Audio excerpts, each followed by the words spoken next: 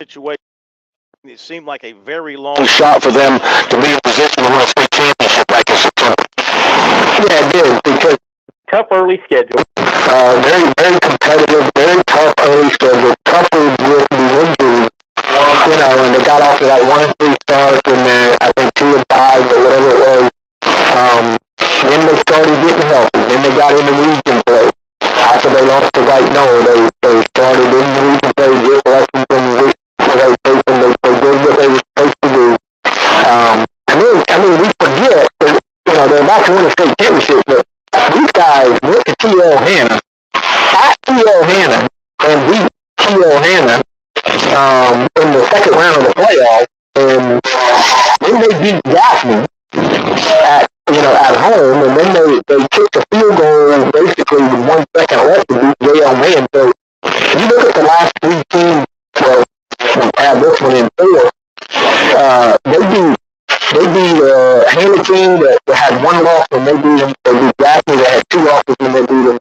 They beat J.L. Mann that had 1 loss when they beat them, and they're about to beat an undefeated White Knoll. So it's not like they got an easy bracket.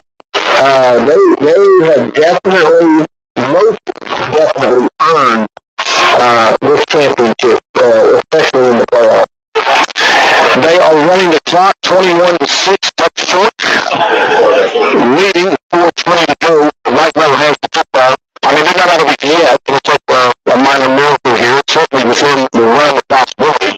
But they are down 21-6, and their offense has not shown tonight that they can do much with that Dutch Fork defense. Again, the only touchdown for White Knoll coming on a bad snap by the Dutch Fork quarterback that was batted forward and rolled into the end zone. And if somehow they could score, it's a 10-point game, so they need to score with some time on the clock and maybe get an onside kick. But you just don't expect that with what we've seen so far offensively. You just don't expect that they're going to be able to go into the field twice to score 2 touchdowns. All right, earlier today, David, quite the opposite. We had an offensive showcase by Christ Church. I mean, they just totally destroyed Johnsonville 67-21 was the final score. Christ Church had 20 points on the board within 4 minutes. They recovered a fumble on the first play of the game by Johnsonville. They scored on a pass 2 plays later. They had a run, broke off a run 52 yards by Reeder for a touchdown. They returned a punt a good distance, about 60 yards for a touchdown. And they never let up. They kept piling on, and they win it 67-21. That's the 7th state championship for Christ Church, the 2nd under Quinn Hatfield. What about their performance across the board? They just totally outclassed Johnsonville today. Yeah, I mean, they were the better team. Johnsonville's start didn't help. Fumbling on the first play and giving up 3 touchdowns on like 4 or 5 plays. The way Johnsonville is built, offensively, you get down 3 scores that quick against a team like Christ Church, it just, it was over at that point. It was just a matter of what the final score was going to be. And as I said on Sports Talk tonight, Johnsonville doesn't see what they saw today very often with that offense, with that type of offense. You know, in the 1A, PD area, a lot of teams don't run the spread, and if they do, they don't have as much success as Christchurch does. I mean, that was a very impressive offensive performance tonight by Christchurch, or today. Yeah, I mean, more athletic, faster at every point. I thought at times that Johnsonville, just watching them now, just seemed to me, of course, they missed a lot of tackles, maybe because that's the athleticism of Christchurch. I thought there was a little give up at times on some plays as things were breaking down for Johnsonville. And then we had the most unusual play with Christchurch, of course, well in control of the ball game, and they broke off a play, and their receiver was a long play. The receiver, this would have been, I guess, kind of late in the ball game, and the receiver running free after breaking a tackle or two, and nobody really making a run at him. And he crosses the 10-yard line. He starts slowing down, David, and he stops at the 1-yard line. And I thought he was just stopping to let the clock run down some more. Nobody was near him. There wasn't a Johnsonville player that I could see chasing him.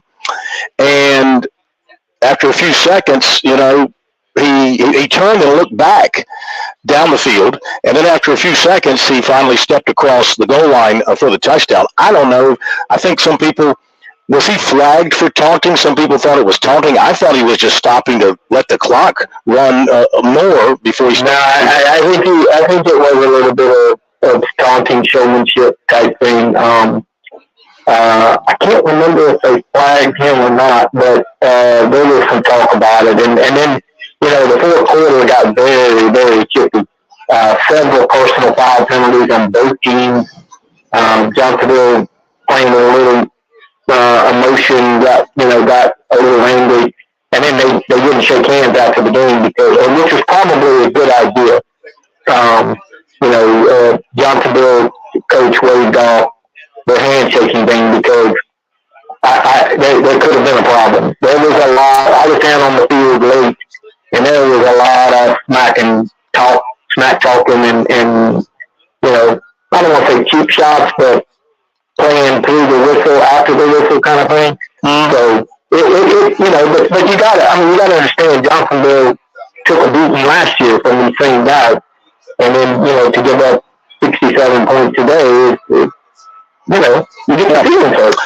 So Dutch Fork's going to win 21-6. Clock is running out. What's funny here and interesting, however you want to put it, one of the players for Dutch Fork, a tight end named Pelham, he's the son of the White Knoll head coach.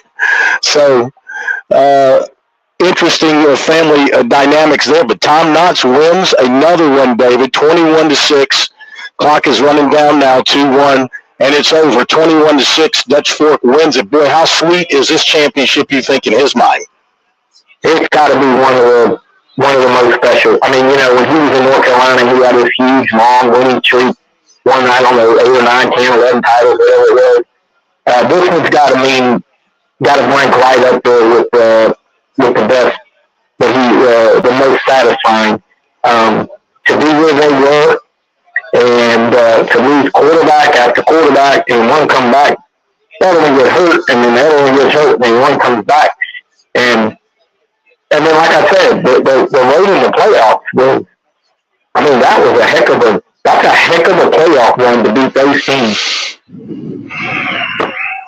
He's shaking hands right now with everybody. He just shook hands with Nick Pelham from White Knoll, his former assistant coach. It's very quick, I don't want to judge anything. I know they're really tight, really close. No stop, no extended exchange of a hug or anything like that. Just a quick handshake. They keep on moving. I guess they'll catch up at some point. Personalities, man. Yeah. Look at personalities, and I'm sure that they'll catch up at some point in time. But great win for Dutch Fork. So Dutch Fork is your 5A state champion. They win it 21-6, outscoring White Knoll in the second half, 21-0. Let's go to the break, and David will come back and talk about last night's Oceanside Collegiate and Gray Collegiate game won by the O, 35-28. But there was a subplot to this game, which even continues today, that we've got to talk about and address. We'll do that. Scott Early, Executive Director of South Carolina Athletic Coaches Association, former head coach at Westside. He'll join us at the bottom of the hour, and we got a bunch more, so don't go away. Back with you, Founders Fellow High School Scoreboard. Looking for a way to fight back against inflation? One valuable way to help your money stay relevant during inflation is through investing. To a new investor, investing can feel like a puzzle. With so many pieces to consider, it can be hard to know where to start. But with the right guidance along the way, you can put the pieces together to create a winning strategy. That's where Founders Investment Services come in. Our team of financial advisors can help you navigate the complexities of investing and create a personalized plan that fits your goals and risk tolerance. We'll work with you to identify the pieces of your puzzle and how they fit into your financial future. When you're ready to find the pieces to your financial plan, call 866-739-7064 to speak with one of our specialists, or visit foundersfcuinvestments.com to learn about how we can help you identify the key pieces to your financial plans. Securities offered through LPL Financial, member FINRA, SIPC, and not NCUA insured. Not guaranteed by credit union and may lose value.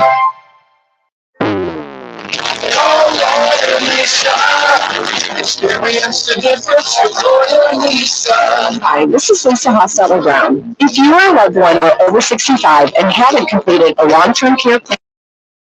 Can you unplug it? Yep. Okay, stand by.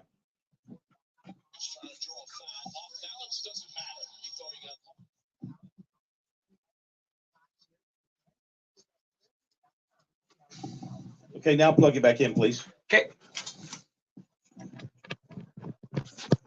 More on electricity, and members save more on insurance, groceries, healthcare, restaurants, travel, concerts, and sporting events through Co-op Connections.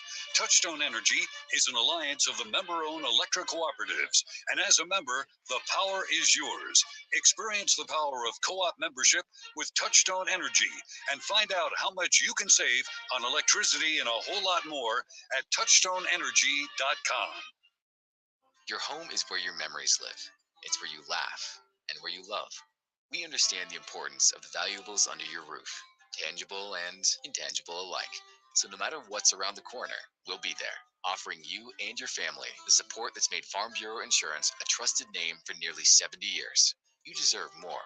You deserve a promise. Learn more at scfbins.com. Call me, Alex Satterfield, at 803-749-9171 for all of your Midlands insurance needs.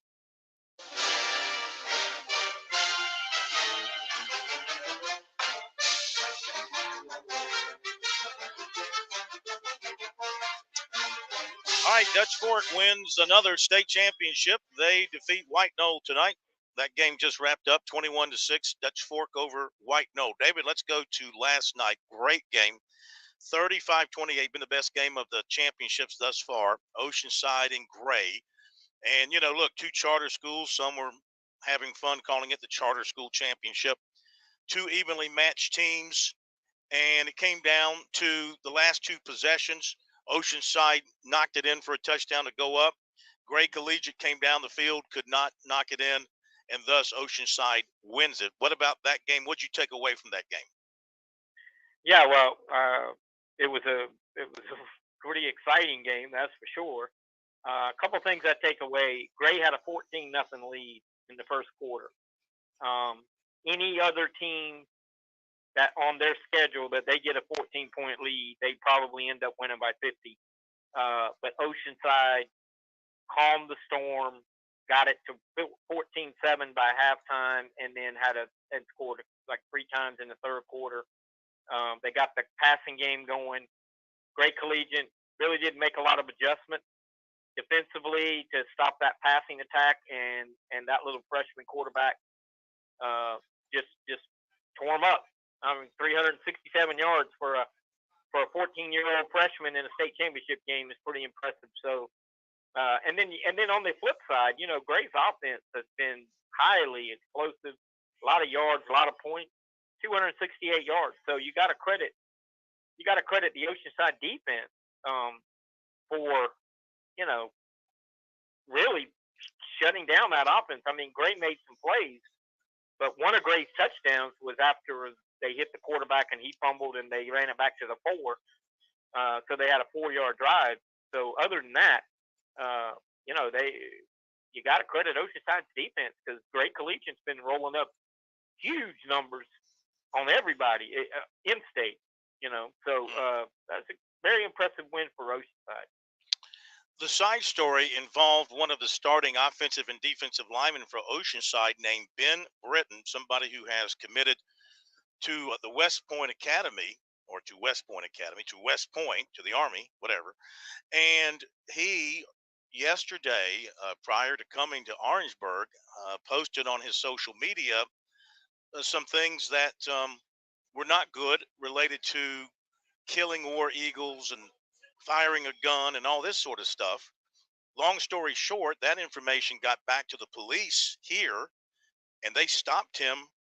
He was in the stadium at one point. I guess they must have escorted him out, but he was not allowed to be in uniform, was not allowed to play. And then today we see where he's been removed from the roster for the Touchstone Energy Bowl. They're saying injury related, but from an Oceanside standpoint, they've managed to work around it. But this was a really delicate situation prior to the game. And you hope that the young man's learned a lesson from all of this. You can't post something, even if you had a totally different intent and it was more sporting in mind. And I don't think anybody took him literally, right? You got to keep it in perspective. I don't think anybody took him literally. Not. But this I don't day think and age, anybody thought he was going to walk to the 50-yard line with an AR-15. But, right, yeah. But the thing is, it's in this climate on a college campus, when you use the word kill and gun in the same sentence, that's going to raise concerns. And what I was told, someone from Gray called the Orangeburg County Sheriff's Department, who called the South Carolina State Campus Security, and that's where they said, hey, we can't take a chance that this kid's a psycho. And so they did the right thing. South Carolina State did. I talked with Chad Wilkes today, and Ben was extremely sorry. He knows what he did was stupid. Chad Wilkes, the coach, said it was stupid. It was not meant the way it was taken, but it was stupid. And so you learn a lesson. And he'll still play at Army. I think he had a conversation with the head coach. He's going to have to write an apology letter of some sort or whatever. But he won't lose his opportunity to play at Army. And he backed out of the North-South game on Wednesday because he had been playing with a injured wrist the whole season. All right, hold on. And just felt like. All right, I'm glad you're telling us all that. We'll let you finish up after the break. Be back in just a moment.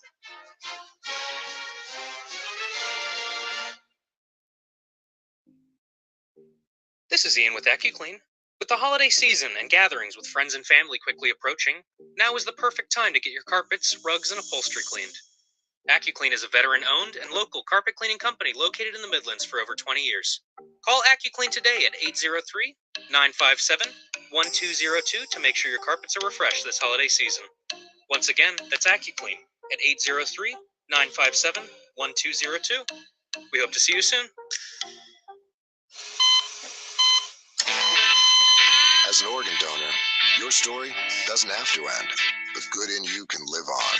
In fact, you could save up to 8 lives and restore sight and health for many more. Sign up right now online as an organ, eye, and tissue donor. You'll be happy you did. Just maybe someone else will be happy too. Go to organdonor.gov. It saves lives. U.S. Department of Health and Human Services, Health Resources and Services Administration.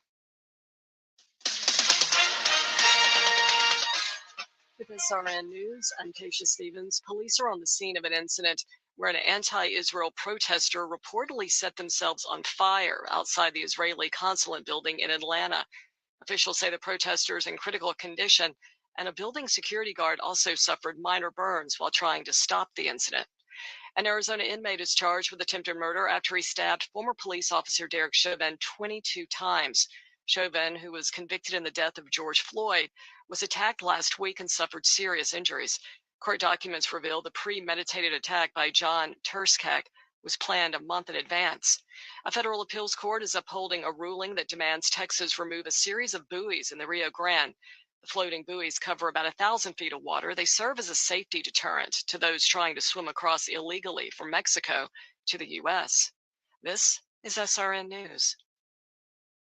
Hey everybody, I'm David Jolly of the Higgins and Halloran Insurance Group. When you think about insurance, I ask that you think of me. I'm homegrown in the Midlands, I live in Lexington, I'm a lifelong learner, teacher, coach, and friend. There are many insurance agencies out there, and there's even more agents. How am I different? I served 20 plus years as a coach and teacher. I'll help you understand it. I've done this for a long time. I've been there for folks during horrible times in their lives. It's not easy, but it's when I can help the most. I'll explain the right insurance coverage, not try to sell it to you. Best of all, I'm an independent insurance agent. I want to be your trusted insurance advisor. I have no quotas to fill. I work for you, and I'll find you the best and most affordable coverage to fully protect you, your family, and your business. I'm always available to my clients, who I get to know as friends. I can help with personal insurance, like your homes, vehicles, or boats, your commercial, for business owners. And it doesn't matter how big or small your company is, I want to help. So when you think about insurance, think of me, David Jolly of the Higgins and Halloran Insurance Group. Online at higginsandhalloran.com or give me a call at 803-850-0054. You are cheap. No, I'm not. You are cheap. No, I'm not. You are cheap. No, I'm not. You are cheap. Well, maybe I am. If you're buying a diamond ring for your wife, it's not cool to be cheap. If you're buying airline tickets, it's very cool to be cheap and called Trip Amigo, where you can fly anywhere in the world and save up to 75% on over 500 airlines and 300,000 hotels. Plus, rental cars and vacation packages. Visit family, friends, or go on a once-in-a-lifetime vacation. Go ahead, be cheap. We have special fares we're not allowed to publish. When you book your airline reservations with Trip Amigo, you'll spend your travel money when you get there, not by getting there. Call Trip Amigo now and mention the travel code AMIGO and save even more. Call Trip Amigo now. 800-772-4165. 800-772-4165. 800-772-4165. That's 800-772-4165. Ho, ho, ho. 'Tis the season to shop where Santa always shops. That's at Shooter's Choice, Santa's first stop. Have you been naughty or nice? Shooter's Choice has been awesome with their brand new, huge showroom to make your Christmas shopping a great experience. A massive space of firearms, ammo, and accessories to choose from. Benelli, SIG, Glock, Colt, Henry rifles, Bergara rifles, Franke, Stoger. I mean, come on. You have every major brand to choose from at Shooter's Choice. And to make it a simple job, let the pros at Shooter's Choice help you with Christmas selections. You just can't decide? Well, no problem. Gift cards are the answer. They always make shopping easy. Santa's marking down prices on new items up to Christmas Eve. And along with the daily and weekly specials, well, you will not be disappointed. Fill your Christmas wish list. Save hundreds of dollars. If your sleigh can't make it to Sunset Boulevard in West Columbia, shop online at shooterschoicesc.com and have it shipped down your chimney, or at least to your front door. Merry Christmas from Shooter's Choice. Your Christmas shopping spree starts with your first choice, your best choice. Make it Shooter's Choice.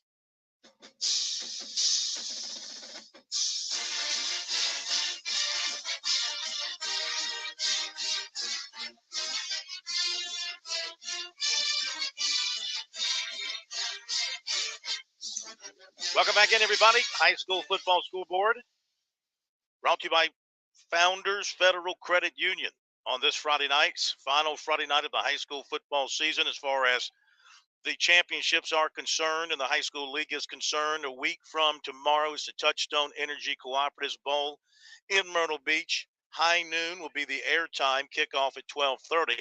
And, of course, at halftime, we'll have the announcement of Mr. Football in South Carolina. This one's a real mystery. I'm not sure anybody has a real feel for who that's going to be. Looking forward to having that broadcast for you. And then the next week is the Shrine Bowl up in Spartanburg. If you're just joining us tonight, well, Dutch Fork wins another championship, defeating White Knoll 21-6 in 5A. In 1A, Christchurch over Johnsonville 67-21. And last night in 2A, Oceanside Collegiate defeated Gray Collegiate 35-28. There are two more games tomorrow. The 4A contest, that will be kicking off at noon tomorrow.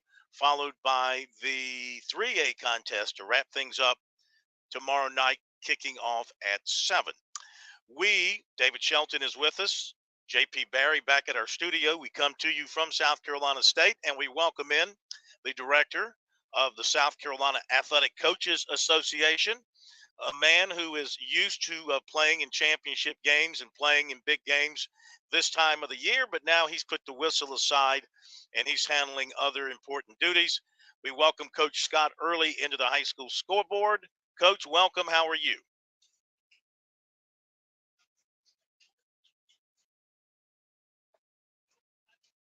JP, do we have Coach with us?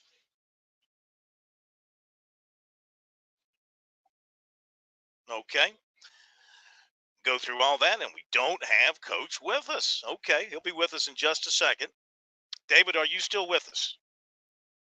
Okay, sounds like the phones have dropped on us. So I'll tell you that in basketball tonight, South Carolina. Hear me? I hear you now. Okay. Yeah. You're with us. Good. Let's get Coach back on the line, JP. South Carolina beat George Washington to get to 7-0 tonight. Best start for them since their Final Four season of 2017, 89-67. The final, and the Gamecocks had a school record 18 three-pointers tonight. And Michi Johnson remains on fire. He had 24 points tonight, 5 3-pointers. So impressive. A team that beat the Gamecocks by plus 20 last year. Gamecocks turned it around and put a whipping on GW, 89-67. Okay, let's try it again as we welcome in Coach Scott Early to the high school scoreboard. Coach, good evening. How are you? I'm great, Phil. Hope you are. We are. I'm better now that we've got you on the air. I know you were here watching some of the high school football. Give us your take on the 2 days of the high school football championship games thus far, this setting at South Carolina State, and what you saw. Well, I think last night was an eye-opening experience. I mean, Oceanside did a great job with their curl flat concepts and screens and come out with a win. And, then today, Christ Church in Johnsonville was a little bit of maybe a disappointment, but, and then tonight, Tommy Knox wins number 16, 8 in North Carolina, 8 in South Carolina. Nobody can say he's not the GOAT of high school football. Woo. Resilient and, started off 2-5, and to come back and win it against one of his proteges was really, really cool to watch. So, just looking forward to tomorrow, and hopefully the rain will hold off because the Rams are playing at 12. So. Well, you normally have a little bit of influence on that with some of your weather people.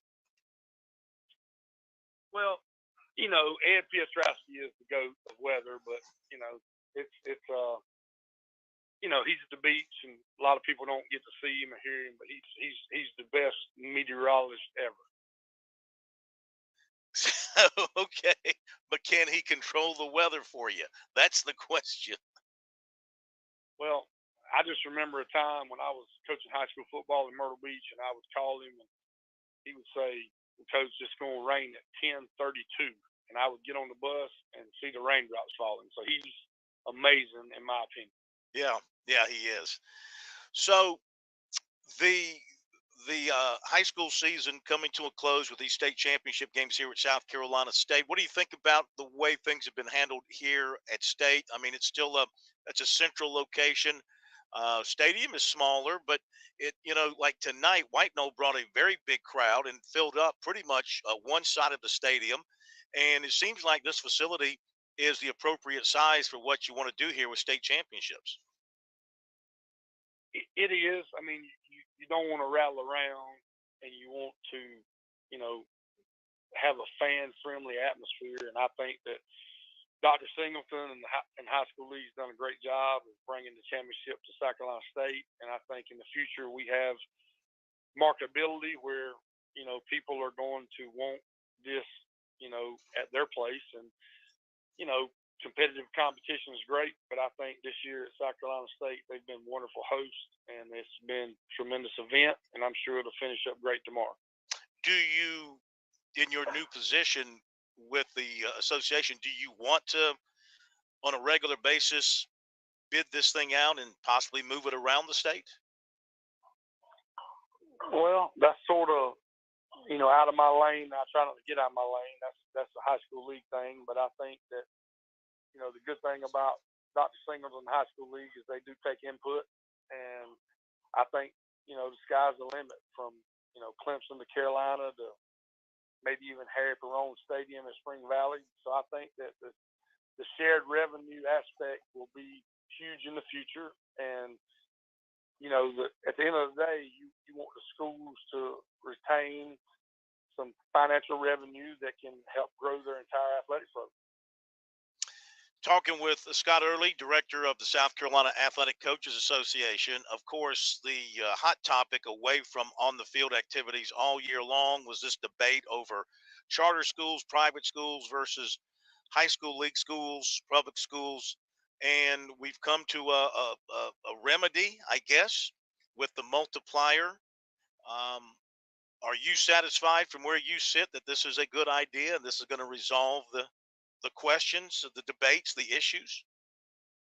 Well, I think it's a start. I think, first of all, you got to take a step forward, and I think the high school league did. And I think that, that levels the playing field not only for charter schools, but also for public schools. So I think it's a start. I think there's a lot left to do, but this is a moving target. And, our constituents need to be patient, and I think we're moving in the right direction where we can have, a level playing field when it comes to competitive competition. Yes. Was the multiplier, in your opinion, looked like they were kind of going back and forth over two options. One was pretty simple, the multiplier. The other one seemed really complicated. You think this was the better of the two options? I do feel, and I think that, being able to travel across the country and see what other states do in my, tenure, I think that it's, I think what Georgia did is really, really good. And I think we sort of followed that. And I think it has an open end for improvement, but I think that at least we have started the ball rolling in the right direction. And I think there's a bright future into competitive competition, and the charters, have not said a word, and I think they want to play great competition. And I think that can help a lot of people, especially at the 1 and 2A level. Do you foresee a day, and I know there's a new charter school coming up in the Clemson area and building them all over the place, so it seems, do you foresee a day where the charter schools have like their own division, their own league, their own championship to their own? I feel I don't. I think that there's a way to put private, charter, parochial, SCISA, public all together. If we could just get people to put down their in common differences with one another and come together for a greater cause, which is the kids that play interscholastic athletics in the state of South Carolina. David Shelton, I know you got questions for the coach. Well, no, not really. I was just listening to what he was saying, and I kind of agree with about everything he said. I thought the multiplier was a good start and the best option available at this time.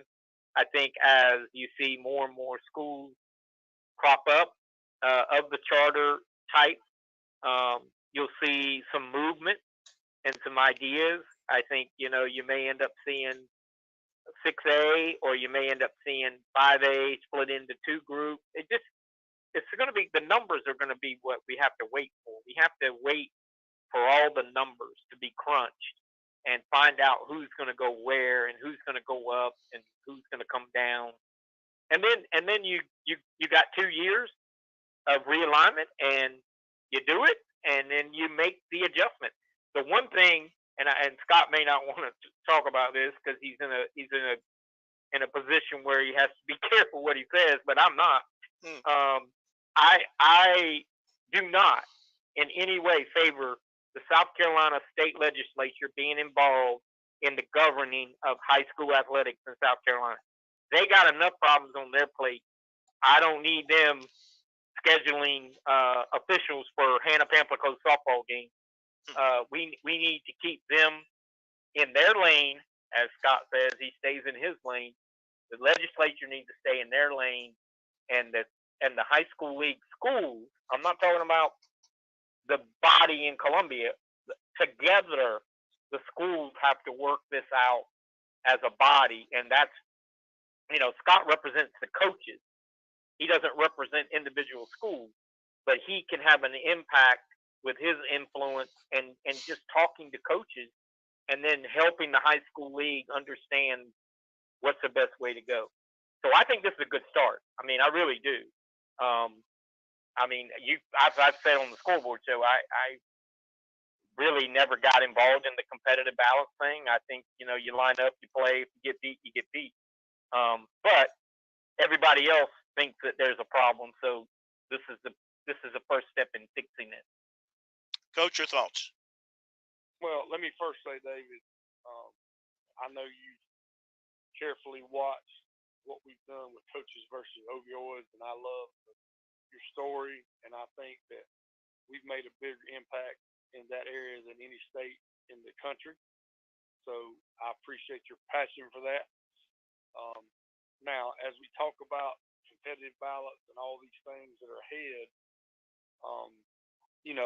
I think that Dr. Singleton High School League, his exec committee, and the legislators are beginning to work together on a common goal that will benefit all of our athletes in South Carolina. And I think that this is monumental. It's the first time I've seen this happen. And I think there's really, really good things ahead. And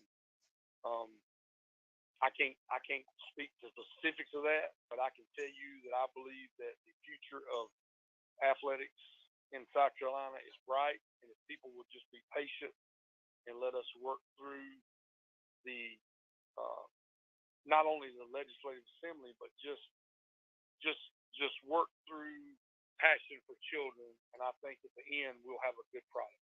But I know people are impatient and frustrated and confused. But we're in a different time, a different society, and I think we've got some people in leadership positions that understand that. And if people will just be patient, we're going to come up with a really good solution that everybody will be pleased and happy with. Visiting with Scott early here on the high school scoreboard. Going to run to the break, and Coach, hang in there with us for a few more minutes. Want to talk about Touchstone Energy Cooperative Bowl coming up next week in Myrtle Beach. Many of the top players in the state will be heading down there, and you got a bunch of activities lined up prior to the game and as part of the game itself. So we'll talk with you about that. And then after 11 o'clock, hear from some of these coaches winning championships and some of the reporters who are here as well. Be back after this break. Investing can be like a puzzle. There's so many pieces to consider, and it can be hard to know where to start. But with the right guidance, you can put the pieces together to create a winning strategy. That's where Founders Investment Services come in. Our team of financial advisors can help you navigate the complexities of investing and create a personalized plan that fits your goals and risk tolerance. We'll work with you to identify the pieces of your puzzle and how they fit into your financial future. Call 866-739-7064 or visit foundersfcuinvestments.com to learn more about how we can help you take the first step towards reaching your financial goals. Securities offered through LPL Financial. Call Lawyer Lisa. Experience the difference with Lawyer Lisa. Hi, this is Lisa Hosteller-Brown. Do you know the difference between a revocable trust and an irrevocable trust? The difference could easily save you hundreds of thousands of dollars in long-term care costs. Visit lawyerlisa.com to schedule a consultation today. Call Lawyer Lisa. Experience the difference with Lawyer Lisa. 7511 St. Andrews Road, Irmo, South Carolina. Daddy, you need a trust. South Carolina's taste buds have spoken, and they're asking for beef. There are more than 7,800 farms raising cattle from pasture to plate in the Palmetto State. So whether it's steaks on the grill before the big game, sirloin medallions plated for date night, or burgers with a family, make sure beef is a part of your playbook this football season. Smoked, grilled, and slow roasted. Find the best way to enjoy your beef at scattle.org. Beef. It's what's for dinner in South Carolina. Funded by the South Carolina Beef Council, part of the Beef Checkoff Program. Farm Bureau Insurance's agricultural roots and ties to South Carolina farmers have shaped the company's culture and work ethic, providing a unique customer experience. Customers are treated like people, not policies. Now, while other insurance companies may have a one-size-fits-all approach to handling customers, we believe you need to be valued and treated.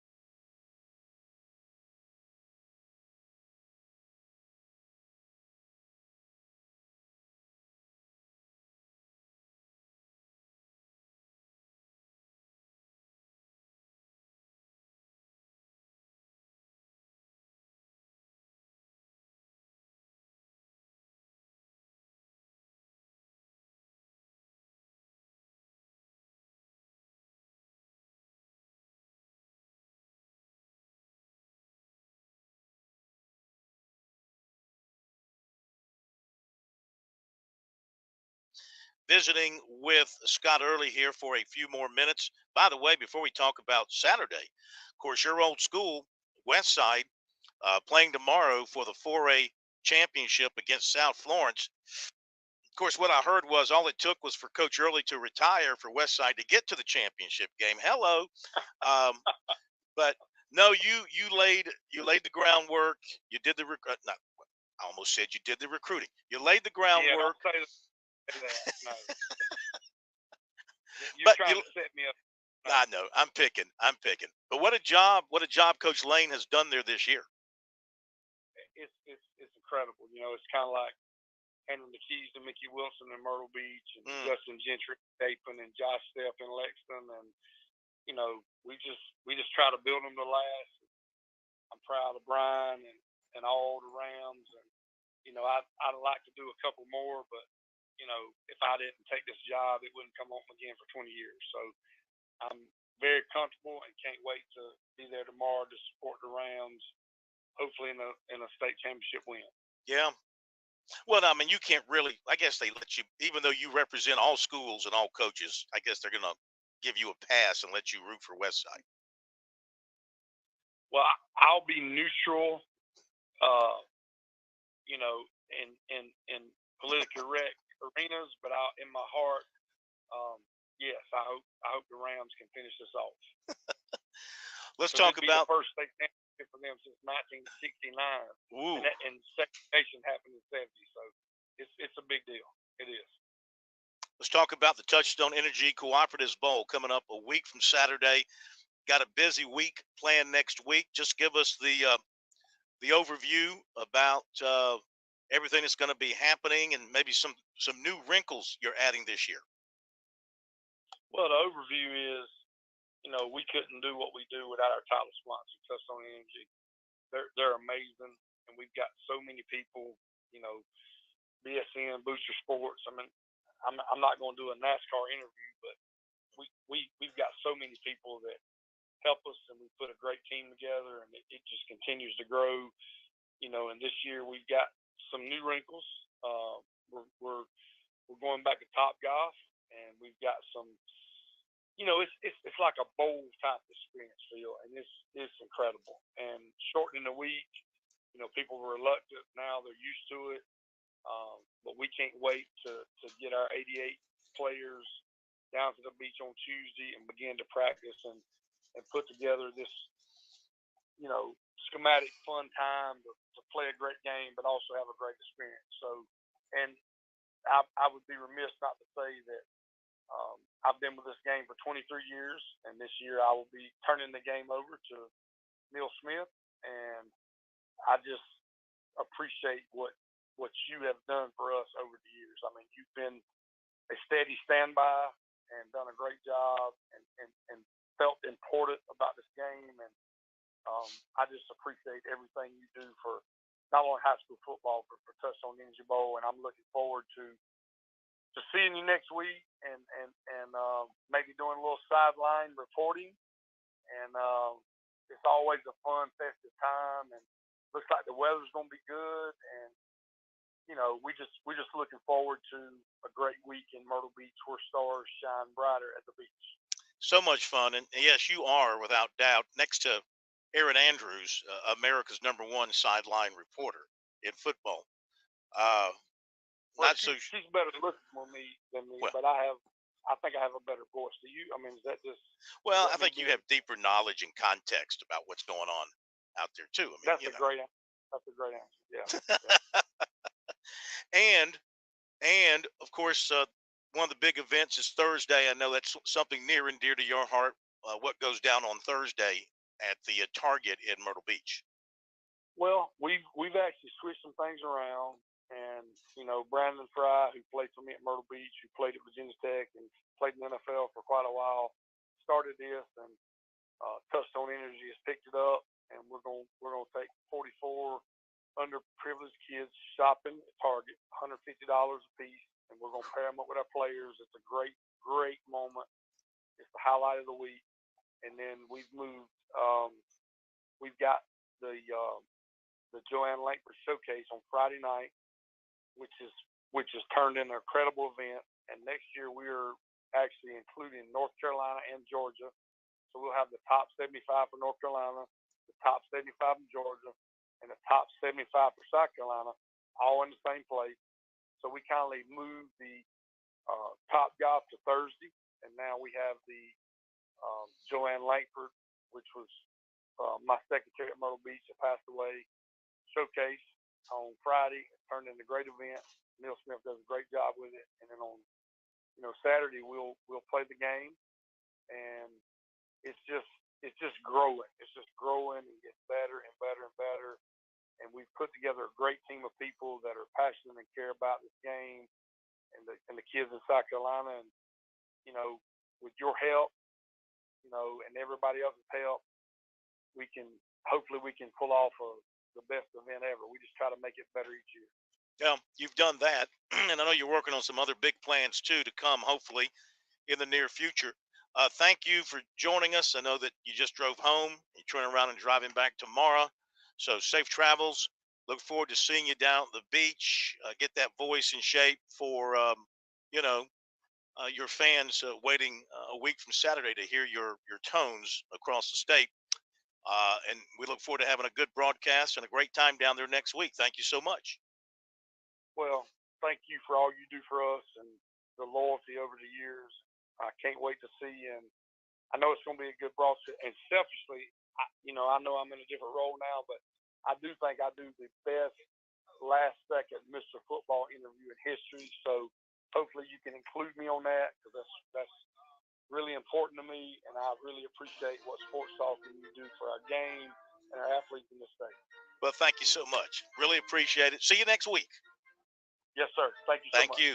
Scott Early, looking forward to being with him next week, and he's doing a terrific job stepping in and taking over as the director of the South Carolina Athletic Coaches Association, following in the footsteps of Keith Richardson and Shell Dula. Big footsteps those are. Top of the hour break. Local in the morning, afternoon, and evening. Columbia's local talk radio experience. 107 The Point. MakeThePointRadio.com. The Point. The Point. WQXL Columbia, W264DF. From the Bart Fireside Studio, the solution for keeping you warm this winter. This is 107 The Point.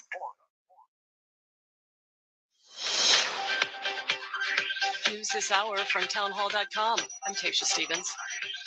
Israel and Hamas have resumed fighting now that a 7-day truce is over. The Israeli military announced today that it resumed combat in the Gaza Strip after terror group Hamas violated the truce and fired a rocket into Israeli territory. National Security Council spokesman John Kirby says Hamas can take steps to make another pause possible. The onus is on Hamas to be able to produce a list of hostages that can get out, so that we can try to get this pause back in place. Police were on the scene of an incident where an anti-Israel protester reportedly set themselves on fire outside the Israeli consulate building in Atlanta. Officials say the protester is in critical condition. A building security guard also suffered burns while trying to stop the incident. Senator Rand Paul may have saved a colleague's life. Senator Joni Ernst, a Republican from Iowa, was choking on food during a luncheon when fellow Republican Senator Rand Paul of Kentucky performed the Heimlich maneuver on her. The incident occurred Thursday during a closed-door Republican lunch in the Capitol. Shortly after, Ernst posted on social media to thank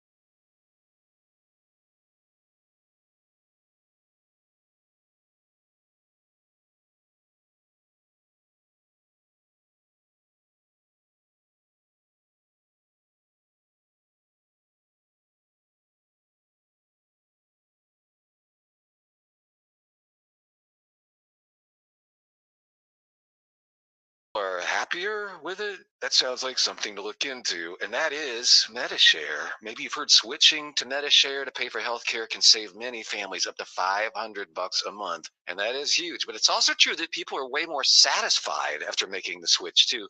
The member satisfaction rate for MediShare is double that of the typical health insurance plan.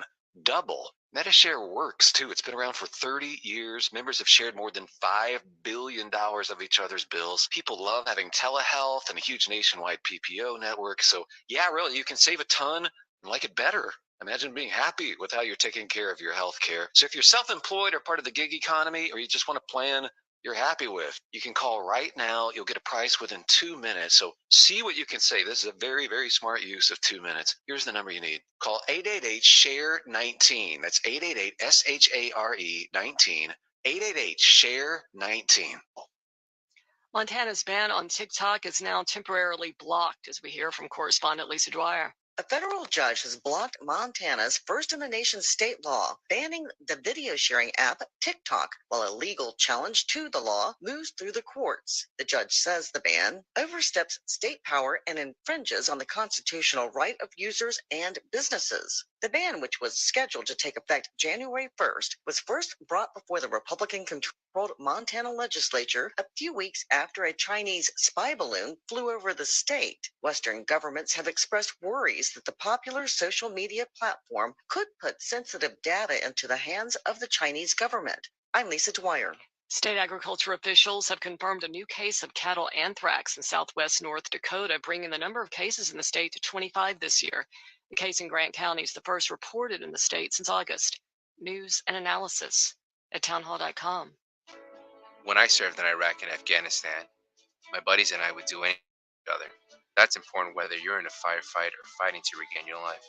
When I came home injured, there are people I can count on, like DAV. DAV, Disabled American Veterans, stands behind America's veterans to make their transition back home easier with free services and help getting the benefits they've earned. Help us fulfill the promise to our men and women who served. Go to DAV.org to learn more. Okay, men, time to be an all-star caregiver. Drive them to physical therapy, doctor's appointments, be there emotionally and physically. Don't give up. Don't ever give up. Caregiving is tougher than tough. Find care guides at aarp.org/caregiving. Brought to you by AARP and the Ad Council.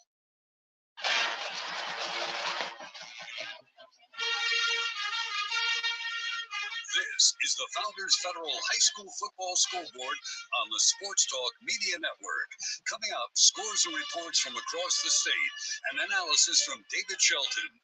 The Scoreboard is brought to you by Founders Federal Credit Union. Relax, you're with Founders. Now your host for the High School Scoreboard, Phil Kornblut. All right, welcome back, everybody. It's the High School Football Scoreboard across the state here on the Sports Talk Media Network. Welcome back in. Appreciate Coach Scott Early being with us as long as he was.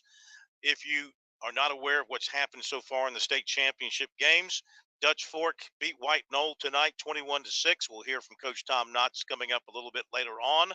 Also today in the 1A championship game, Christ Church, a 67-21 winner over Johnsonville in a rematch of last year's championship game, also won by Christchurch. And then last night in the two-way championship game, Oceanside Collegiate was a 35-28 winner over Gray Collegiate. So David Shelton is with us. We just wrapped up a conversation with Scott Early. So David, what did you take away from what Scott had to say about things involving the current state of high school football affairs in South Carolina, plus looking ahead to what he has in the works for the week of the Touchstone Energy Bowl next week in Myrtle Beach? Well, I won't go through again the other stuff, but the stuff about the North South, they have, the one thing they've continuously done is from year to year they've always tried to make it better, as opposed to maybe the Shrine Bowl, which kind of flatlined and it's the same thing and they don't really improve it and they can't find a home, blah blah blah, all the stuff that they've been through. So I think credit goes to Scott and to the people that run that game, is they always looking to do better, to make it better, not only for the fans but for the players that they choose to play in it. Now I mean I've said this for years. I have problems with the player selection process, and they leave a lot of good kids out. It could be a bigger and better game if all the best players were there. But they take some from every region and every classification. Now, okay, that's their rules and that's fine. But what they do during the week for those kids, they make it an event. It is kind of like a bowl week of, when teams go to bowl destinations, they go Top Golf or race car driving or whatever it is, wherever they're at. So I think they've always done a good job of trying to not just sit on their laurels and say, yeah, we got a great game, let's just keep doing it the same way. They're trying to create more interest for the players. This junior, the Joanne Langford thing, the junior thing on Friday night, that's a cool thing for a lot of football players. Some that will benefit from that, and some that will probably hurt themselves from that, because they'll find out they're not as good as they think they are. But it will be a great exposure event for those kids. And they do some other things during the week with recruiting. Don't they have a recruiting? Is it a recruiting fair? Is that like a recruiting fair? Yeah. Yeah. It's like a recruiting fair. Where they allow coaches to set up stuff for college coaches to come and watch film or get information on players. So what the North South is, it truly is about the student athlete, and that is a good thing. No matter whatever issues some of us have with player selection and all that, it is about the student athletes, and they do a good job with that. All right, let's go to the phones, because we've got a very happy coach. Usually coaches might not be happy getting a phone call after 11 o'clock on a Friday night, but I think tonight some coaches would be more than happy to talk to us, including Coach Quinn Hatfield, head coach at Christ Church, because he left Orangeburg. He left Orangeburg today with another state championship trophy, taking that back up to Greenville, and he joins us for a couple of minutes to reflect. Coach, thank you so much. Congratulations.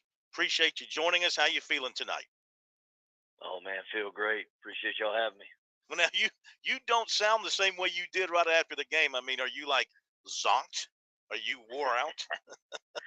Yeah, man, it was a fun day, and man, we celebrated and just got home a little while ago, and just sitting here uploading the film, man. We still gonna watch it tonight.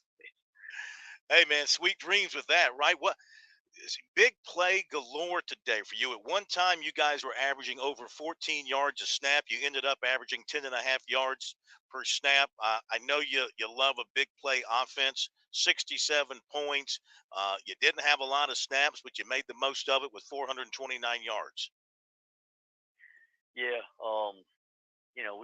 we've grown a lot throughout the season offensively with the development of our quarterback. We have very seasoned offensive line coming back, and run game has been strong with our running back, and the development of our overall receiving core has just made us a very balanced attack, and we got a lot of weapons. The quarterback settled in, and when he'll stack the box and blitz like that, then we're gonna make it pay for it over the top, and our guys executed. Really proud of them. The first 4 minutes, you scored 20 points. You got the turnover, quick score. You got another score on a big play. You got a punt return for a touchdown. I mean, give anybody a 20-0 lead that early, and as good as you guys are, it's pretty much Katie bar the door. Yeah, we wanted a fast start, and if we wanted to toss, which we did, we wanted to defer. Felt like our defense could set a tone, and they caused a turnover, and then we hit one over the top. Big Jude Hall made a play, and made a stop and got it going, and then the special teams play. And I'd say our guys, we've really done a really good job the last few years of getting guys to take pride in special teams. And had a couple of times on that punt return where a couple guys, early in the year would have gotten that block and would have been a penalty, but they hesitated and they just playing smarter. And so, just got a lot of guys that can make plays. Fun to watch. David Shelton, you got questions for the coach? I just wanted to say, and I tweeted this out earlier, you and I talked Sunday night, last Sunday night, about, your team. You were telling me, about your players, and you talked about Jackson Rep, who's like a mighty mouse. And, I looked at his stats, and I was just amazed. Well, today, he became my favorite player because the stuff that he does in the kicking game, in the receiving game, he threw a 2-point conversion, pass. I mean, so he's your holder. I know you have a lot of good guys on your team. Your linebacker was really good today, and your quarterback was tough as nails. But that little Jackson Rep, man, he is everything you told me on Sunday. He was everything that you said he was. Special player, he's a great kid. Works hard, and he is special with his ability to shift and move. He's got great ball skills, and tremendous speed and explosion. And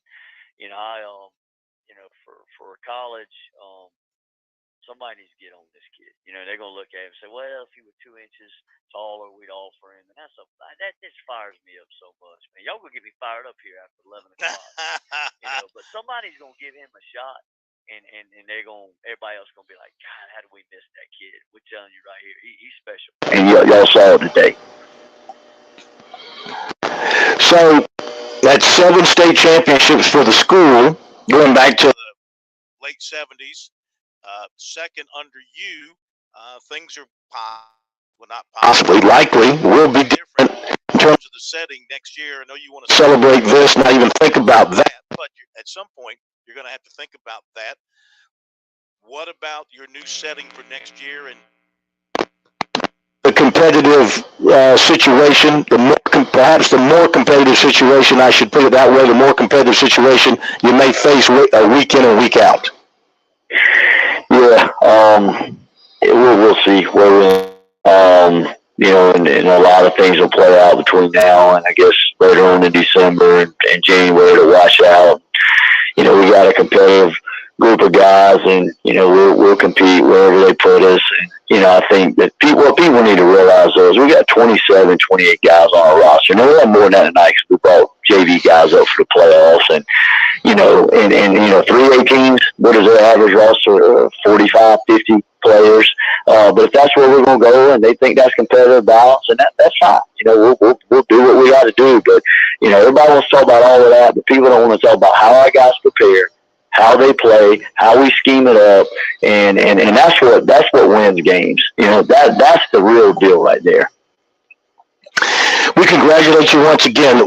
Phenomenal performance by your team today. No, can't take a thing away from it. Just a terrific performance. Congratulations. Enjoy the rest of the weekend. We appreciate you taking time out to be with us tonight. We'll see you again soon. Hey, appreciate y'all. Go Cavs. There you go. He was starting to get fired up again, too. Quinn Hatfield, head coach at Christ Church. David, look, they've been a power program for a lot of years. Coach Frost, of course, had a great run there, and now Coach Hatfield's coming there and re-energized and put them back on top. Here's the question, and Chris Deering has now joined us from Prep Red Zone, South Carolina, after covering the game, the 5A game. I mean, he just mentioned, they get moved up to 3A. They've got a roster. They dressed 30 guys. Other teams in 3A, they're going to dress, 40 plus. So are people going to finally, is it get your pound of flesh? Is that what people are looking for here? They want payback on these schools with this new multiplier? I think that's part of the issue.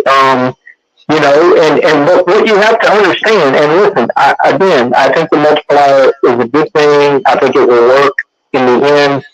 But if we're doing this for competitive balance, how is this helping the competition level of Christ Church, who dressed 27 players and might have to play 3A? It's flipping it. It's now taking, everybody, and it might not be Christ Church. It could be, Oceanside or Gray or whoever. Mm-hmm. We're just talking about Christ Church because they played today. But it's going to flip the process to where now, okay, we want to help the Class A and the AA schools, but we're going to hurt the small Class A schools that we're going to bump them up to classification. So it's got to work itself out. I think we'll have 2 years. Once we get it all settled, you'll have 2 years of this, and then you got to revisit it. Because I'm telling you right now, down in Charleston, if Academic Magnet, which has a student body of which 90% of their kids are out of zone because of the type school they are, and they're one of the top high schools in America, for that school to have to go to 4A is not helping competitive balance issues. That is not a good thing. Now, they will probably, wherever they get seated, they will probably appeal that before the executive committee, and the executive committee might say, Magnet has a hard time competing in 2A. What in the world are we going to do to these kids? What you're going to end up doing is kids are going to turn away from athletics at a school like Academic Magnet, because they're there for one reason. They want to go to an Ivy League school or Duke Law or Duke Medicine. They're there for an education. But if they got to go play football in 4A, I mean, they won I don't think they might have won one game this year. Those kids will quit. I mean, then what are we doing? So you got to be fair and balanced. And I think it's really going to take 2 years to kind of figure all that stuff out. Chris Deering, your thoughts? Well, I think what David just said is very valid. I've told people all along is this is not the end of it. What we see in 2023, 2024, you gotta make a decision on what direction you want to go. The landscape in high school athletics in this state is changing. It's going to be changing, I think, over the next 2, 4, 6 years, 8 years even. And where it ends up, I don't think anybody knows right now. What Coach just said a minute ago, he dresses 27 players regularly. I know I've had the same conversation with Adam Holmes at Gray Collegiate. They dress about 31, 32 players on the 2A level, and, they're looking probably to get bumped up to 4A. At that point, it would become a health concern. You play in teams with maybe 60 people and you got 30. I mean, I don't know the answer to that. I'm not smart enough to make those decisions. But I do think the landscape, we got to figure something out. We got to make it fair for everyone and balance to find. And like David said, I don't think we could get it right now. I don't think this next be it. I think 4, 6, 8 years down the line, we should get it right by then. All right, let's run to the break. When we come back, we'll have Chris talk a little more about Dutch Fork because you were on the field for the entire game watching that. We'll hear from Tom Knotts. I can't wait to hear what he had to say. I'm sure he had some interesting things to say to you guys after the game. I want to hear from you about his mood and everything else that went on after the game. That will happen after this break here on the high school scoreboard, brought to you by Founders Credit Union here across the state of South Carolina. Be back in just a moment.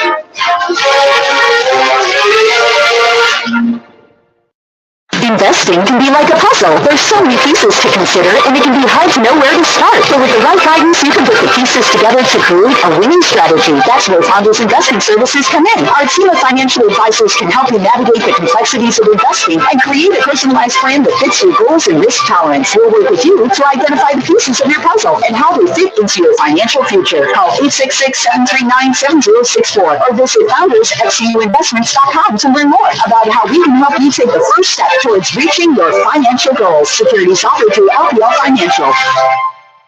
Farm Bureau Insurance's agriculture roots and ties to South Carolina farmers have shaped the company's culture and work ethic, providing a unique customer experience. Customers are treated like people, not policies. Now, while other insurance companies may have a one-size-fits-all approach to handling customers, we believe you need to be valued and treated right. Our claims professionals work until the job is done, and our agents still believe in the commitment that comes with a handshake. Call Buddy Bridges and Clinton and Lawrence at 864-923-2174 for all of your auto, home, and life insurance needs. South Carolina's taste buds have spoken, and they're asking for beef. There are more than 70 farms raising cattle from pasture to plate in the Palmetto State. So whether it's steaks on the grill before the big game, sirloin medallions plated for date night, or burgers with a family, make sure beef is a part of your playbook this football season. Smoked, grilled, and slow roasted. Find the best way to enjoy your beef at scattle.org. Beef. It's what's for dinner in South Carolina. Funded by the South Carolina Beef Council, part of the Beef Checkoff Program.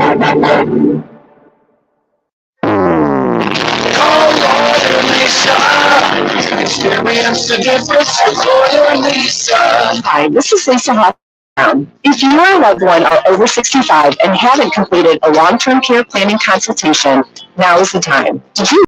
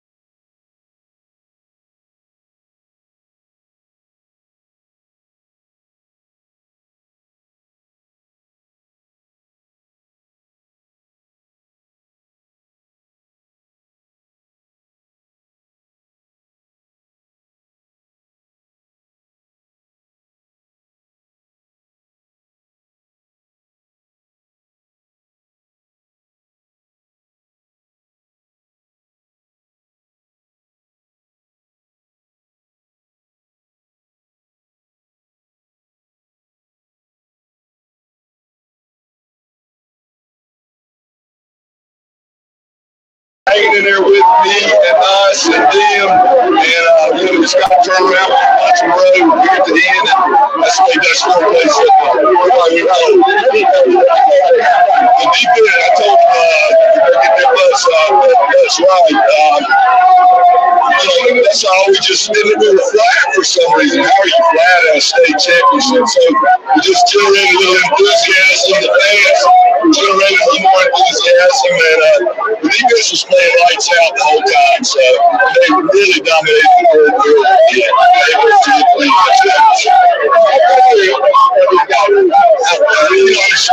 Any team that starts like what we did, it's tough. It was extremely tough. We kept saying, sometimes it's not just enough to show up. You got to show up and excel. We just kept preaching the same message, maybe just a little bit different, and we got a little bit easier stretch of the schedule, and started doing a little bit better, and got a little confidence. You know, that was a tough schedule at first. I don't know who scheduled that.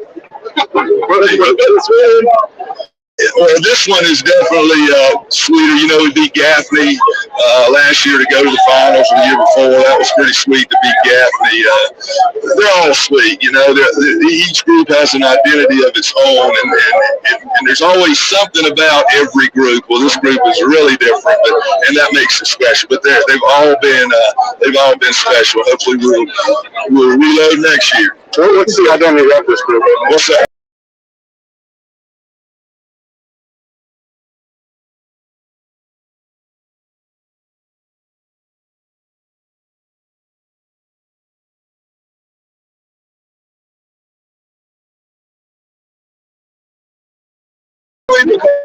VAT, which we always talk about in meetings, and so they seem to be bullied by that a little bit. We came out with a lot of energy and enthusiasm. Had a pretty good second half. What's that? We're going tonight by about midnight.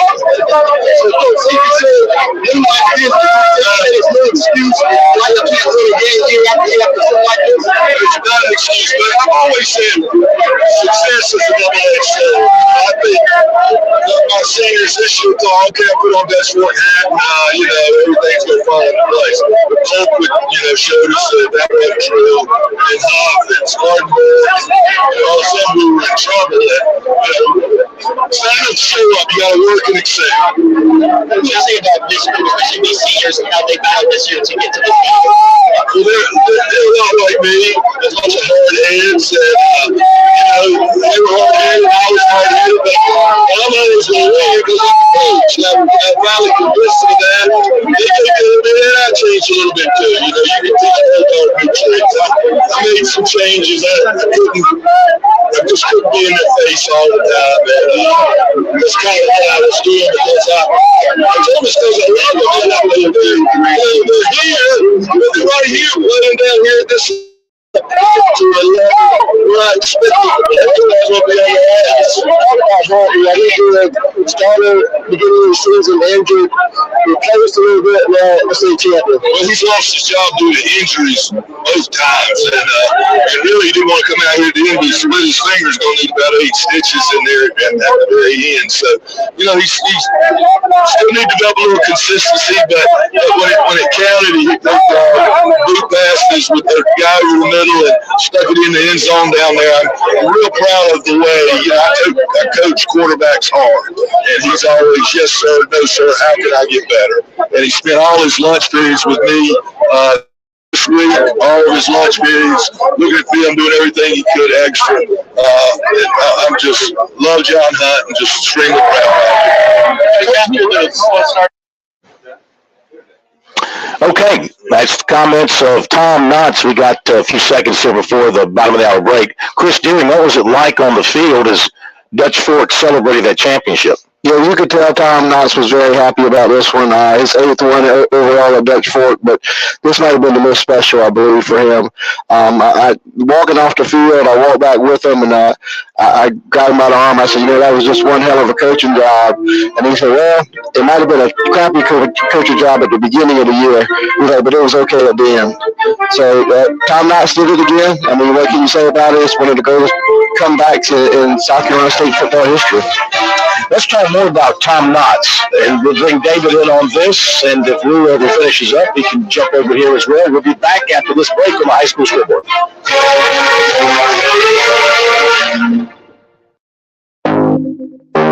This is Ian with AccuClean. With the holiday season and gatherings with friends and family quickly approaching, now is the perfect time to get your carpets, rugs, and upholstery cleaned. AccuClean is a veteran-owned and local carpet cleaning company located in the Midlands for over 20 years. Call AccuClean today at 803-957-1202 to make sure your carpets are refreshed this holiday season. Once again, that's AccuClean at 803-957-1202. We hope to see you soon. Hi, This is Jennifer Coolidge.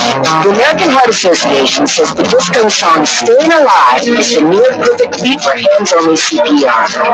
You see a teen or adult collapse from cardiac arrest, you only need 2 steps to help save a life. Call 911, push hard and fast in the center of the chest to the beat of the song Staying Alive. Disco is back and it's saving lives.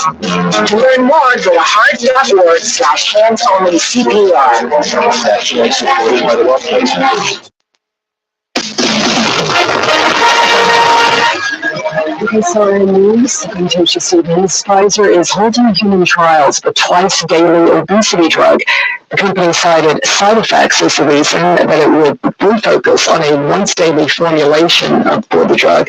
Pfizer said the most common side effects were a high rate of stomach issues. Democrat lawmakers are pushing for an official federal holiday honoring Rosa Parks on December 1st, the anniversary of her arrest. The NAACP employee refused to move to the black section of the bus in 1955. Members of the Congressional Black Caucus are marking the 68th anniversary of that day. When it comes to pay for law enforcement officers, California ranks first, Mississippi is last. The adjusted median salary for law enforcement in Mississippi is just over $43,000. Arkansas, Louisiana, and South Carolina all come in at under $50,000. This is KSRN News. Fran Halloran here. Now listen closely to what I'm about to say. I'm a business owner, and many of you listening right now, you're business owners as well. The first rule in owning a business is this: don't waste money. I see business owners waste their marketing dollars all the time. Not me. I figured out a long time ago that spending my marketing dollars at the point was not only intentional, but extremely profitable as well. If you're a small business owner, you owe it to yourself to sit down with Kevin Cohen and ask him to create a custom marketing plan for your business. He's looking for folks just like you who believe in local to partner with him in 2023 and beyond. Trust me when I tell you, partnering with The Point works. You will see results and your marketing budget will no longer be wasted. Give Kev a call at 803-563-8558 and tell him the Money Coach sent you. Have you filed for disability benefits by the Social Security Administration? Or do you need to apply and are overwhelmed with paperwork? Are you between the ages of 50 and 63 and can no longer work because of an illness or injury? Thousands of hardworking Americans are in your situation. They file for disability benefits and are unnecessarily denied their much-needed benefit check. Call now for a no-obligation, free evaluation. We can help you nearly double your chances of approval and get your benefit checks faster. We understand the physical, emotional, and financial impact. We'll share our insider expertise and help you get your disability claim filed and paid immediately. There is a time limit to apply, so call right now. Operators are standing by to help you. 800-721-7114. 800-721-7114. 800-721-7114. That's 800-721-7114. Ho, ho, ho. 'Tis the season to shop where Santa always shops. That's at Shooter's Choice, Santa's first stop. Have you been naughty or nice? Shooter's Choice has been awesome with their brand new huge showroom to make your Christmas shopping a great experience. A massive space of firearms, ammo, and accessories to choose from. Benelli, Sig, Glock, Colt, Henry rifles, Bergero rifles, Franke, Sogo. I mean, come on. You have every major brand to choose from at Shooter's Choice. And to make it a simple job, let the pros at Shooter's Choice help you with Christmas selections. You just can't decide? Well, no problem. Gift cards are the answer. They always make shopping easy. Santa's marking down prices on new items up to Christmas Eve, and along with the daily and weekly specials, well, you will not be disappointed. Fill your Christmas wish list, save hundreds of dollars. If your sleigh can't make it in Sunset Boulevard in West Columbia, shop online at ShootersChoiceSC.com and have it shipped down your chimney or at least to your front door. Merry Christmas from Shooter's Choice. Your Christmas shopping spree starts with your first choice, your best choice. Make it Shooter's Choice. We're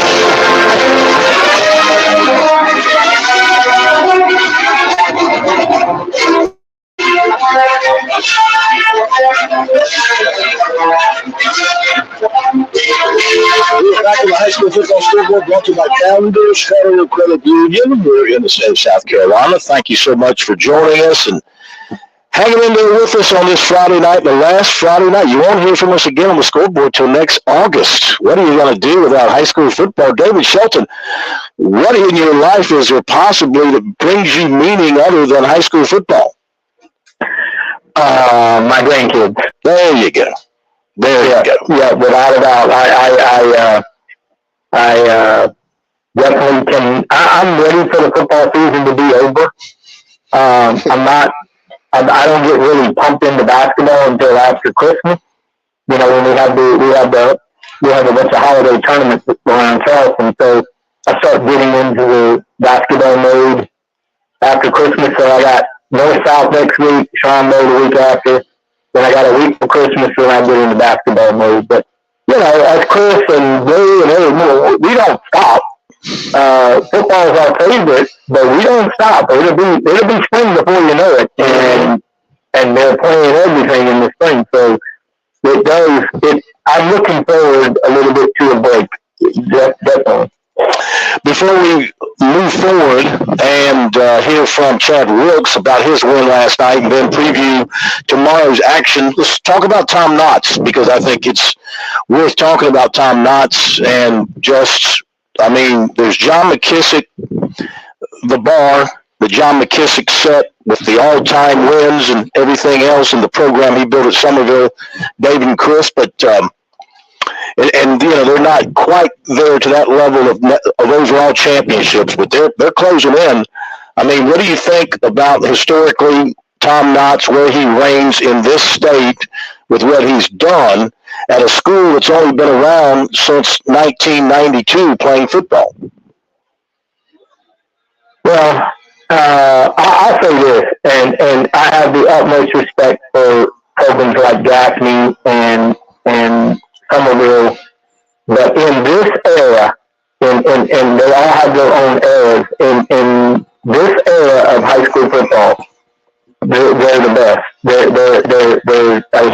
the best coach. If I go to high school tomorrow and decided I wanted to have winning football, I would pay the guy whatever he asked to be my head football coach. Now, and he's probably only going to go a few more years because he wants to enjoy his retirement also.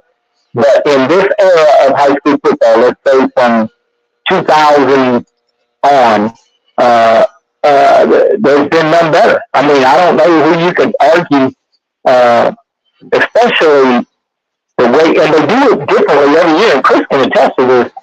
Some years they're just crazy offensively, crazy, you know, throwing the ball all over the yard, you know, 3,000-yard passes, 2,000-yard rushers, and then some years they're okay, but they're really good on defense. But that was this year. That defense tonight, as much as we value the White Nose defense, and trust me, they're very good. But I mean, Dutch Fork was dominant on defense tonight. Like 100, but they have 114 yards right now. I mean, that's a dominant performance. Wouldn't you say, Chris? Oh, absolutely. You know, talking to Nick Pelham after the game, too, he said, you know, do not take anything away from Dutch Fork. They beat us offensively. They beat us defensively. They beat us in special teams. They won all facets of the game. And he was right. I mean, they were the better team tonight. And you're talking about Tom Knotts. Yeah, in this era, there's nobody that can challenge him, I don't think. You know, you're asking two Berkeley High School graduates to compare him with John McKissick. I'm not getting into that conversation. There's too much backlash that could come back on that one. But, you know, he's got 461 career wins now, I think. I mean, that's a lot. And he's the standard right now in the state of South Carolina. You know, this year, just looking at this year, I said back in October several times when they were 2-5, I said nobody wants to see Dutch Fork in November, and that turned out to be true. I mean, you look at what they did last week, and that's still, to me, amazing. They were down 10 points with 1:20 to go, and ended up winning that football game, and then come out tonight and play where they did. And Chris, what about, I mentioned this earlier in the show, their playoff run, you know, go to T.L. Hanna, win. That was a one-loss team. Yeah. They beat Gaffney, who is Gaffney. Then they beat Man. who they beat. Yeah, who they beat? Who's the other fourth? Who's the fourth playoff win again? It was Hannah. It was Hannah, then somebody, then Gaffney.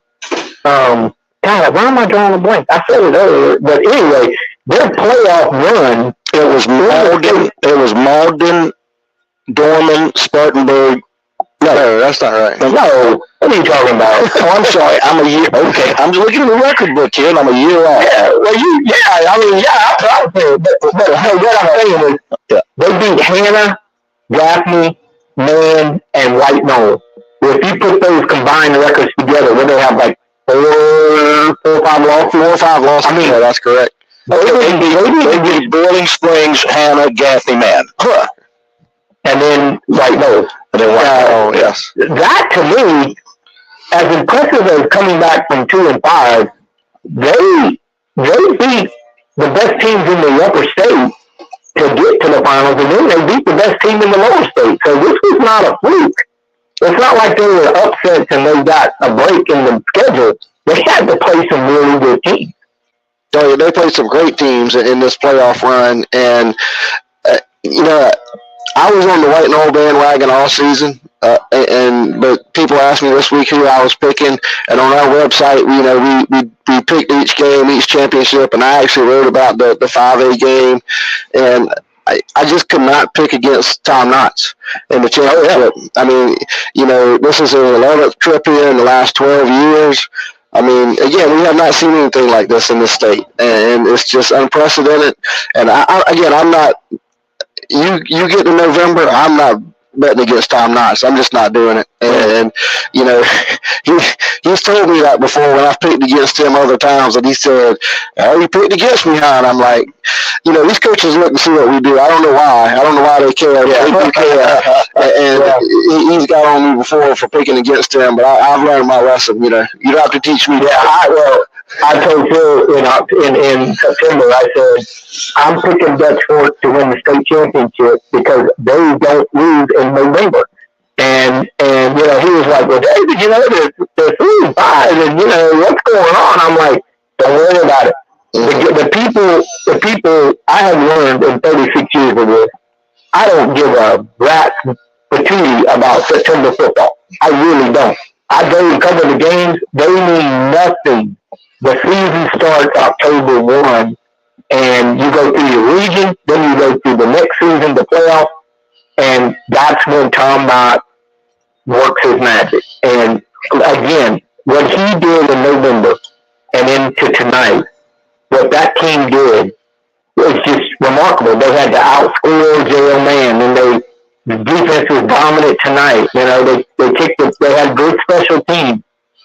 It's just amazing, and I'm like you.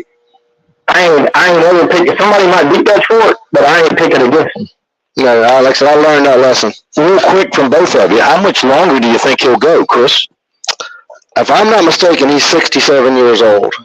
I don't honestly know how much longer he wants to do it. I mean, I know his son is a player at Dutch Fork. Does he want to see his son all the way through? That's a great question. I don't know the answer to that, but I'll probably give him 3 or 4 more years, and I think he hangs it up. How about you, David? Yeah, I say 3 years. Isn't his son a freshman? I think so, yeah. Yeah, so I think he probably wants to coach his son. But, his son might wake up tomorrow and say, Dad, I really don't want to play football anymore. And then that might tell him, hey, hang it up. Let's go to Ollie's Island and hang out. Mm-hmm. But I would say 3 years max. Anytime between now and the next 3 years. Because he's a very healthy man. He does not look 67 years old. He does not act 67 years old. He likes his leisure time, and I think, get his kids through high school. I think he would. There's already people down here talking about him coming to Wanda. I said, well, now I that's a no. I don't think he wants to go through that for 3 years. Final score in the Pac-12 championship: Washington has just beaten Oregon 34-31. So I think they have stamped their ticket into the playoff with that victory tonight, going to a record of 13-0. We got to run to a break. We'll come back. We'll hear the comments of Chad and Wilkes from their win yesterday, and then we'll get David and Chris's thoughts on the two games tomorrow. And if Lou wants to join us, he can chime in as well, but he's over there still working away. He's Lou. He's Scoop. He's hardest working man in the business. He's dedicated. Not a play. This is not playtime for Lou. Probably on a deadline, too. You guys still have deadlines? We'll be back after the break.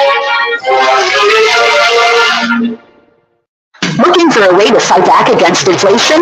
One valuable way to help your money stay relevant during inflation is through investing. To a new investor, investing can feel like a puzzle. With so many pieces to consider, it can be hard to know where to start. But with the right guidance along the way, you can put the pieces together to create a winning strategy. That's where Founders Investment Services come in. Our team of financial advisors can help you navigate the complexities of investing and create a personalized plan that fits your goals and risk tolerance. We'll work with you to identify the pieces of your puzzle and how they fit into your financial future. When you're ready to find the pieces to your financial plan, call 866-739-7064 to speak with one of our specialists, or visit foundersfcuinvestments.com to learn about how we can help you identify the key pieces to your financial plans. Securities offered through LPL Financial, member FINRA, SIPC, and not NCUA insured. Not guaranteed by credit union and may lose value. Touchstone Energy Cooperative members save more on electricity, and members save more on insurance, groceries, healthcare, restaurants, travel, concerts, and sporting events through co-op connections. Touchstone Energy is an alliance of the member-owned electric cooperatives, and as a member, the power is yours.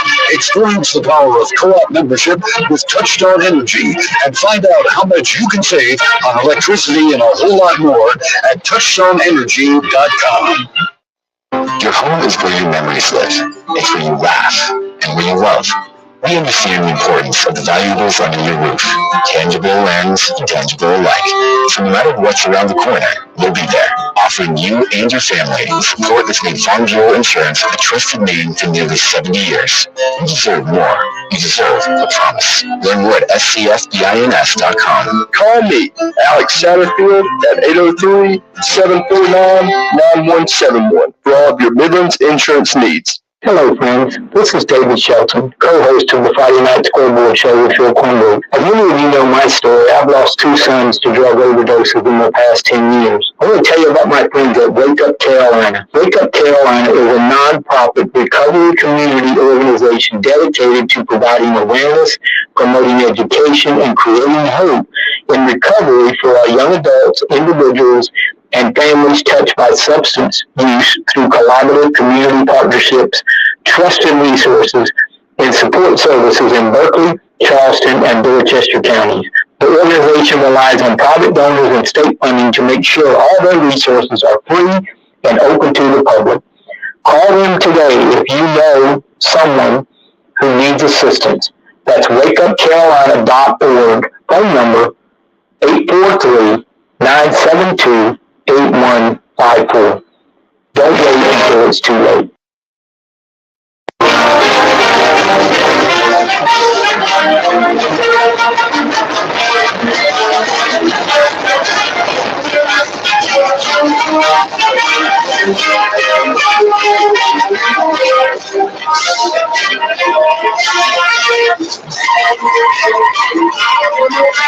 Welcome back to final segment this year of the high school football. Before we get crowded, let me just thank everybody. Thank you to all the affiliates. Thank you to all the reporters that called in. Thank you to David Shelton. Thank you to J.P. Barry, Joshua Cohen, handled producing. It's not an easy show to produce, especially when we're all over the place doing stuff. So thank you. Thank you to all the teams and coaches and players and parents and officials and people that cut the grass and people that do the concessions, so people that do the parking to make it all happen. We thank you for all of that. Now, wait a minute, I'm going to interject. Thank you for having this show. You know, it's great to listen every Friday night driving in somewhere, and thank you for all you do. Well, thank you. Thank you for thanking me. Thank you. Nobody's ever thanked me, but I appreciate that. Before Lou joins us, here is Coach Chad Wilkes. Last night, Oceanside Collegiate and Gray Collegiate, they locked up in a classic, and Oceanside won at 35-28. Coach of the O, Chad Wilkes. Chad, you talk about resiliency all year long. You've been talking about how you're down 14-0 in the state championship game. I mean, you couldn't have felt really good. I mean, but I think I told you after Wade Hampton, Hampton County, the exact same thing. They just keep fighting, and that's been our motto all year. Has been we're going to keep punching, whether we're up 21, down 21, we're going to keep punching, and they just continue to do that all year. Even in a couple games we lost, they kept punching the entire time. And I mean, I don't even know what to say. I'm so proud of those kids. They show up every single day. They outwork people, and they won this game on heart. It ain't talent. We got one dude that benches over 250 pounds. We got 3 dudes that run under a 4.85 40, and we just won a state championship because they outwork people. What about your freshmen tonight? I mean, I told somebody just now, I was like, I even told our coach on the headset, I'm like a fan watching him. Like, he amazes me with what he can do. I wish I was in the stands and could just watch him play a little bit. He is such a special player. He's elite. I've been saying it all year. He had an injury, and got to learn behind our senior quarterback, Eric Ridingbot. But when he went down, he just continued to go every single playoff game with a couple other quarterbacks, Tanner Swisher and Will Virgilio that we played. And he just continued to go and go and go. For a freshman to do that on that stage is something special, and he is special. Tough without Ben tonight. I mean, that's got to be. That was a shock to the system, I'm sure. Yep, and we won anyway. When did you find out? Right before the game, and we won anyway. Yeah. So, hey, tell us something, huh? How about that last drive? Take us through what you guys were talking about and how you moved it down the field. Yeah, well, the big play was the 4th down. Go ahead. I'm sorry. The big play was the 4th down. Yeah. So the big play was the 4th down, and we called a timeout to get it kicked. And that is right at our kicker's range. And we missed one earlier, and we were 100% going to run. I didn't even have a play in my mind. And we ran him out there. I was like, nah, not with that quarterback. We're going to go for it. And, of course, he made it happen on the 4th and 5. We knew we had a good play call that we've been saving for that specific situation. Just a little curl flat concept to the way they were playing into the boundary. We knew it was going to be out there all day, and I trust that kid to go make a play, and Will Virgilio, and he did it. And you said during the week that you felt like y'all could do some things in the air. Yeah. And at some point you just said, the heck with the run, let's just throw it around. Yeah, 100%. And we knew we were going to do that going into the game. It was tag with the run before we ever started. And again, that's because our receivers are so good. I think there's a little bit of against Gray. Gray's a great team. Their advantage against us was up front. They've got a great defensive line, a really good offensive line, good running backs. We felt like we had an advantage on the edge, and I think we proved it tonight. Are you just stunned with what happened? I mean, with everything, with the guys that didn't play and everything, are you just kind of like stunned right now? I mean, I guess to a degree I'm stunned. It doesn't surprise me because I know how hard they work and I know how great of kids they are. I know just the effort they put in every day, the amount of fight that they have. We've been talking all year. We're just going to keep punching. Down 14, up 14, doesn't matter. And they've continued to do that all year. It's unbelievable. When you guys get down 14-0, what are you telling them? Oh, the same thing. We've been here before. We've been down plenty of times this year. We've been down plenty of times since I've been here. And that group of kids never quit. We never won. We never wavered. Our kids, I didn't have to say anything. We got seniors going up and down the sideline, down 14-0, saying, we've been here before. No big deal. And we went and made a play. I say Aiden Manavian, you say? Special. I've never seen anything. I've never seen anything like it. He is an elite. He has elite traits that I would put against any freshman anywhere in the country at that quarterback position. He showed it again tonight. All right, there you go, Chad Wilkes, and boy, a freshman quarterback like that's exciting for the future. Lou has joined us, Lou Bajak from the States. Welcome, sir. What's your thoughts on what you've seen here the last couple of nights? Pretty good high-level football. I know the first game today was a little got a little out of hand, but the first game yesterday, the Oceanside Gray game, I know people were complaining, charters. That was a great football game. Bottom line, I don't care what your point of view and stance on charter schools. That was great football game and a great ending. Tonight, Dutch Fork, one of the more dominant defensive performances in the second half you'll see, holding White Knoll to like 50-some yards of offense in the second half and giving Tom Knott's number 15 as he climbs up, continues to compile championships. Incredible performance defensively by them. Let's turn our attention to tomorrow, David. Give us your thoughts on the two games tomorrow. First, the 4A championship, and then the 3A. I think the 4A has potential for, well, I think both games have potential for some points. They won't be like tonight. Although South Florence does have a really good defense. They score on defense. They score on special teams. But they're going up against an offense that scores a lot of points through the air. So I think it's a great matchup in terms of what each team's strength is. I think if South Florence can hold Westside to 28 points or less, I think South Florence wins the game because I think they'll find a way to score. Westside's defense is okay, but not great. So I think South Florence can find a way to, if they run the football, that Westside offense stays on the sideline, it's going to be a long day for Westside. Then the last game, I think there's two teams that have played each other every time in 4 years for the state title. It's going to be a lot of emotion. It's going to be very physical. Camden is a very physical team. Brandon is a very physical team. I think that's going to be a really good football game. Chris, the 4A game at 12 o'clock tomorrow, weather may end up being a factor in that one.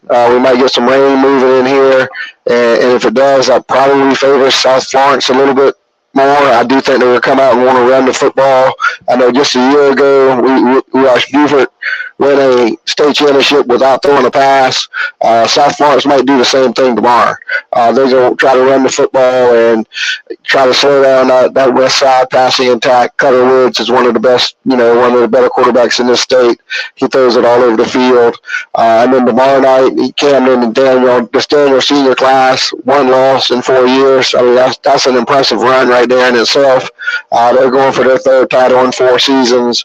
But Camden, I think, is playing their best football right now. They're playing a tough schedule. They lost to Hartsfield. They lost to Gray Collegiate. They lost to Crestwood. But I think right now they're playing their best football. And Grayson White's a guy that's been there before.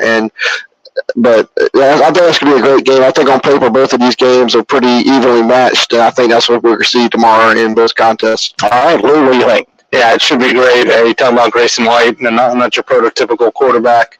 I think Gabriel Sweeney called him pork chop at a camp this summer. 250-pound quarterback who squats over 500 pounds and benches over 300. It's going to be fun to see him against the Daniel defense and see the Camden, how they match up against Daniel's offense. Like Chris said, South Florence has kind of changed their identity this year with no Lenore Sellers. They've gone more to a running offense, basically a wildcat with Livingston, who came over from Mullins and who's had a huge second half to the season. So that should be fun, and I'm excited to see Cutter Woods for the first time in person. And they got the big stud defensive tackle, Amir Adams. Big weekend for Amari. Yeah. Was he pronounced Amari? I think so. College coaches on the sideline tomorrow. Yeah, I think the whole Gamecock staff will be here and see what other schools pull up to Oliver Dawson Stadium tomorrow. Well, David Shelton, my friend, thank you as always. It's been another great year of the high school scoreboard. I don't know how many it is. I quit counting about 25 years ago, but I look forward to 2024. Me too. I hope I'm around, and if I am, I'll be right here sitting in my living room at my desk talking to you until midnight on Friday night. And at ball games, of course. And thanks to Chris and thanks to Lou. Appreciate you guys. Appreciate all the reporters who've been with us throughout the season. And again, thanks to J.P. Barry and Josh Cohen for producing throughout the season. Thanks to Founders Federal Credit Union and all our sponsors for being a part. And also congratulations to South Carolina State for a great job this weekend winning the high school championship games to this point. Have yourselves a great rest of your weekend. We say good night from the high school scoreboard. Weekdays from 7 to 9 on The Point. It's Kev and Brian in the morning. The news, the traffic 4 times an hour, and your daily forecast. Topics to wake you up, topics to make you smile and laugh. Hope you'll join us. The Point. W2XL W264DF. From the Bart Fireside Studio. The solution for keeping you warm this winter.